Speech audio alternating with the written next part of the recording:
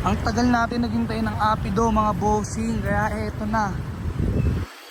Dumating na rin sa wakas at ayun, shoutout kay bossing. Rumoksi siya sa atin ng Apido click. Papaparinig ko sa inyo mga boss yung tunog.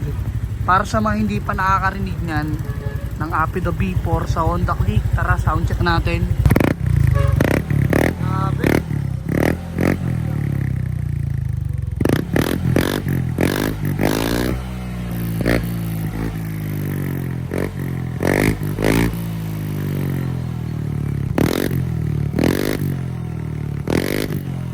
Grabe, narinig nyo mga boss. Kaya sa mga naghahanap dyan ng sobrang lutong na muffler, ito na, nagbabalik yung ating Apido pipe.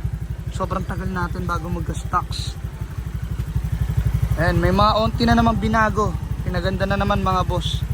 Upgraded na rin yung spring mga boss. Diba? Kasi madalas lumuluwag yung mga dating spring. Ito mas maganda na. Kaya sa mga gusto rumoksi dyan mga bossing, location natin, Dasma Cavite, tingin nyo lang sa map, KCC Moto 5 Sampaloc 4. Kung malayo ka naman at gusto mong rumoksi yan, pwede mo yan i-check out yan sa ating Yellow Basket Bossing. Pindutin mo lang yan. Roxy na mga boss habang meron pa tayong stocks.